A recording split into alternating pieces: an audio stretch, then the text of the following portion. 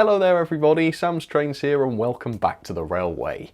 Recently I made one of my absolute favourite videos of the year to make, and that was the worst model trains of 2024. It was so much fun, I gave all of those engines a damn good trashing, and I think it was possibly the most unhinged video I've ever made in my life. So if that sounds interesting to you, check that video out there. Today's video though is equally one of my favourites, except it's the complete opposite of the worst model trains video. So here it comes, the best model trains of 2024.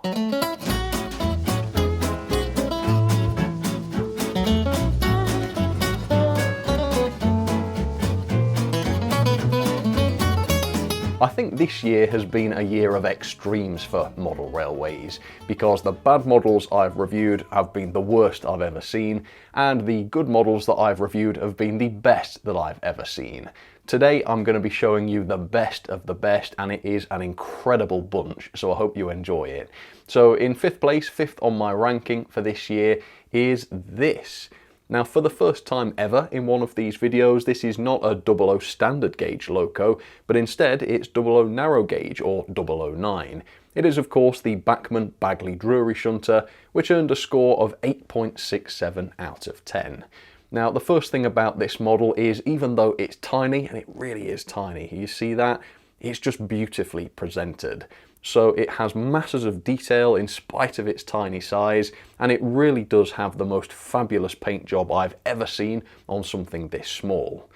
It's also an incredibly high quality model. Almost the whole thing is made of metal. So that's the chassis, the lower body and this engine bonnet, all heavy die-cast parts, which brings the weight of this up to 45 grams. Now that is quite a lot more than other 009 locos of this size, about 10 grams more than the Quarry Hunslet, a very, very dense and heavy engine for how small it is.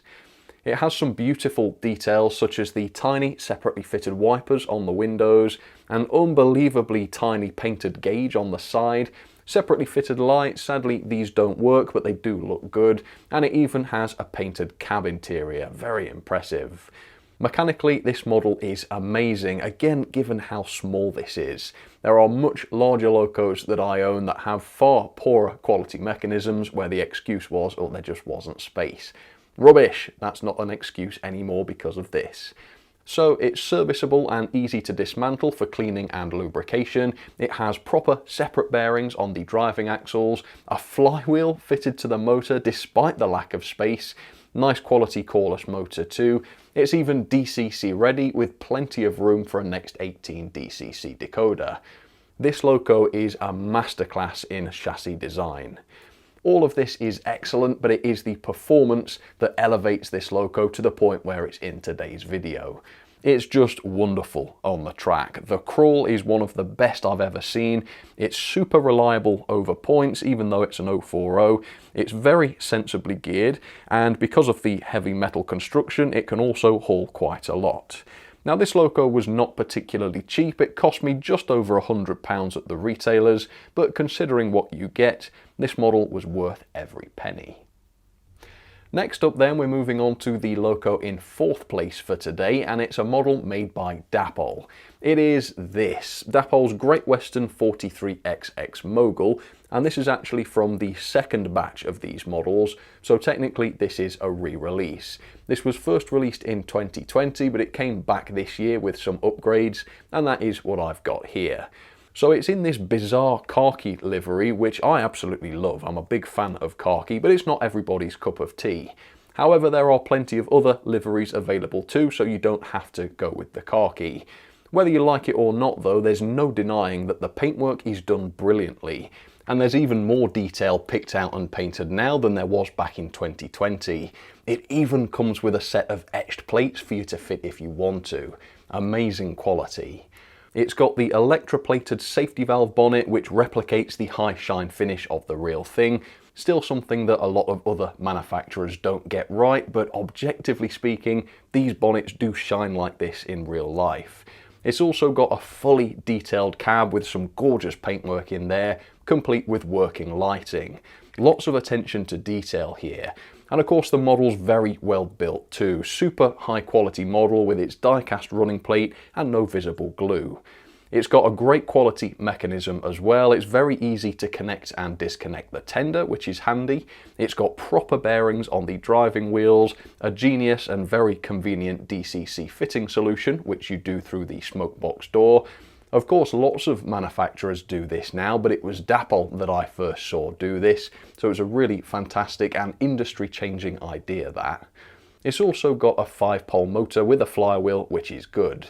Now, it was the performance that stopped Dapol's Mogul from making it into the top 5 back in 2020, because it wasn't that great, it didn't have that much torque, it ran a bit too fast. Well, I'm pleased to say that for the 2024 release, Dapol have fixed that. So I think they made a change to the gearing because the Loco is noticeably slower and more realistic now, and of course because of that there's more torque, so it doesn't slow down as much on the curves and it can haul slightly larger trains. Now this thing is a lovely, lovely performer. Now, good quality models like this are not that unusual. I think most manufacturers have at least a few high quality models in their range. But what makes this stand out is the fact that as well as the high quality, this was also sold for a very reasonable price. So this thing cost me just a hair over £150, which, considering all of the features and details that this has got, is absolutely amazing compared with the competition. I gave this a score of 8.81 out of 10, or a grade of A, which of course it thoroughly deserves. The train in third place is made by Rapido, and Rapido did manage to get a model into the top 5 last year, and I'm pleased to say they've done it again this year with the J70 Wisbech and Upwell train pack. So the J70 is back after a few years in a new livery for the first time, and this pack also included 2 of these Wisbech and Upwell tramway coaches. Now, the J70 herself is a great quality model with lots of metal on board. In fact, there's a whole Loco boiler and firebox tucked away inside, made entirely of metal. Decoration and livery on this Loco are just stunning. The colours are rich and gorgeous looking, and the lettering is crisp and accurately applied. And look at this, there's even some detail picked out on the inside. The model has real separately fitted chains, just to give you an idea of how realistic this is, and it's got lots of fancy details such as this painted bell, which is very tiny, a very fancy and realistic looking spark arrestor, and of course quality metal sprung buffers. The tramway coaches were fabulous too, with an equally stunning paint job and an impressive level of detail that's particularly noticeable here on these verandas, where all of this detail is very nicely moulded and separately fitted. The interior is pretty good as well, with painted seating inside, which is fairly standard, but less standard are these separately fitted etched leather handles, which were used by passengers to steady themselves. I don't believe I've ever seen this on a model before. The J70 is yet another example of a good quality mechanism. It's got proper bearings on the driving axles, and it is these bearings that do the picking up, so no separate pickups. It is a split chassis mechanism, but it's a good example of one.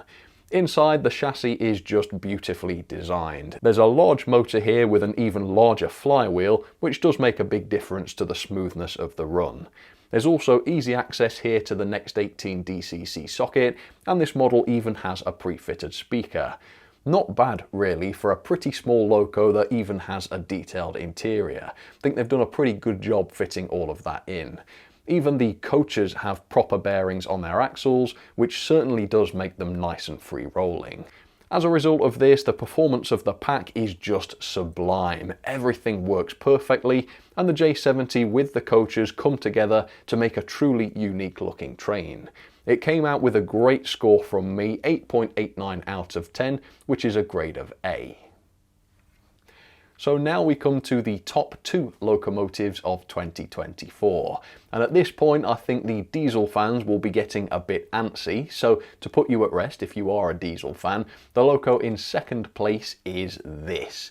It is the Accurascale Class 66, which did make it onto my best models of 2019 when it was released by Hattons.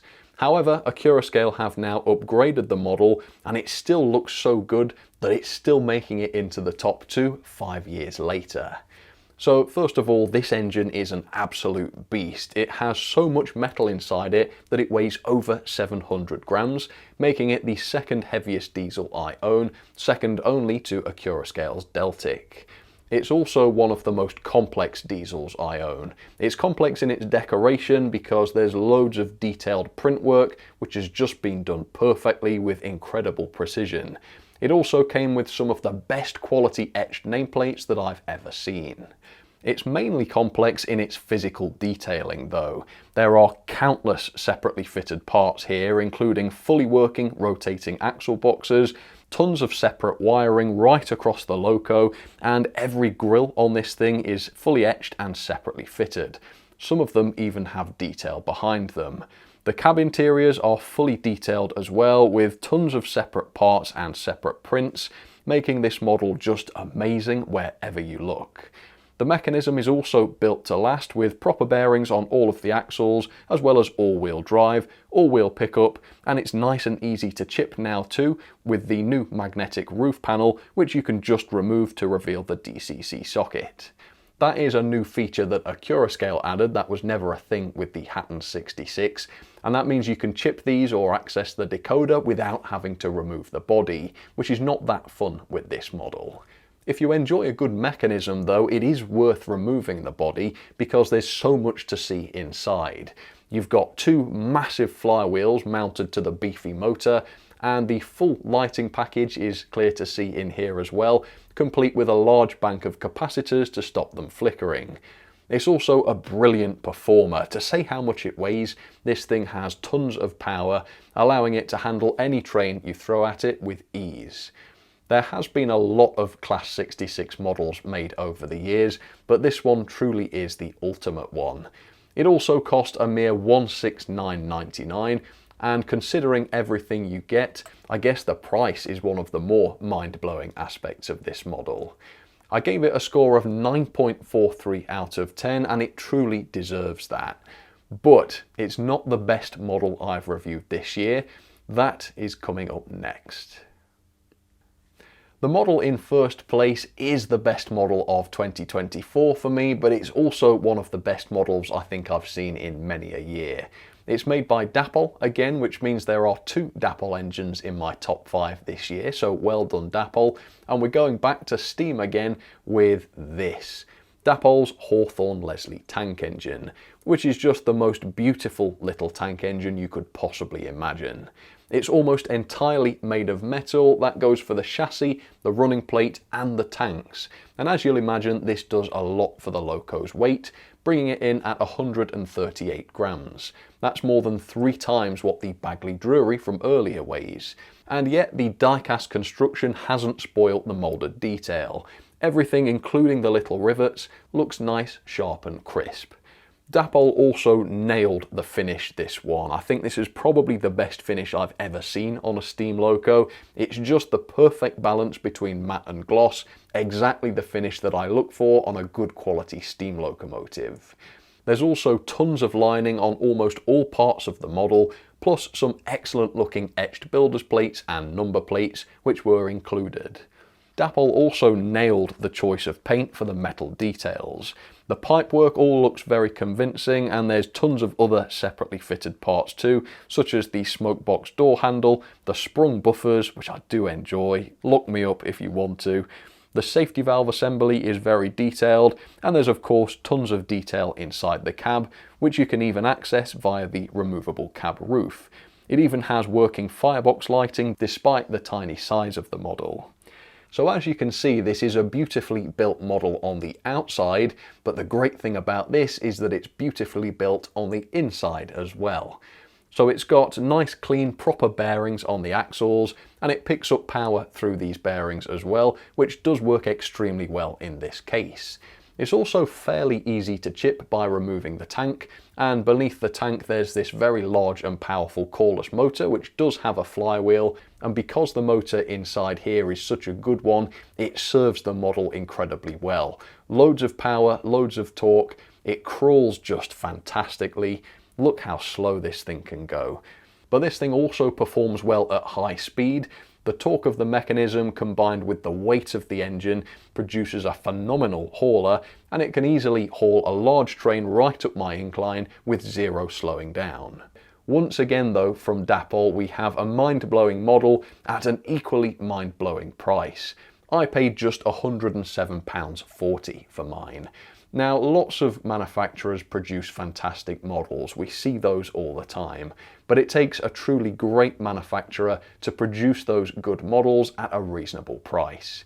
Dapol is absolutely one of those manufacturers, and £107.40 for this is just great in this day and age.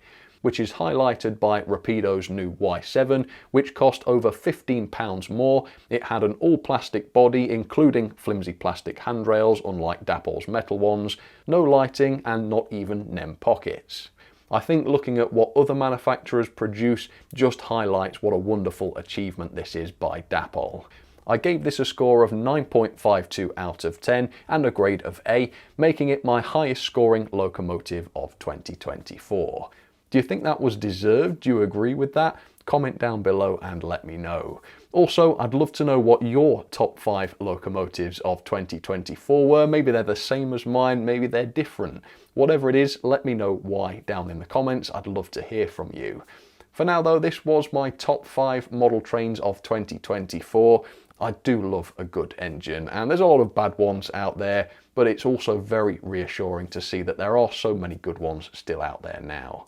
Of course, these are just from the locos that I reviewed this year. There is some stuff that I haven't reviewed, and there are more models that I'm expecting to review before the end of the year. I'm filming this video a little bit early, so it might be that there was another great model that was released after I filmed this. I don't know yet. But if that happens, and I do find a new model that's better than any of these, I will include it in next year's ranking so that it has a chance of being in the top 5 for 2025. But for now, thank you so much for watching, and I'll catch you again for another video very soon. Alright, cheers folks, you take care.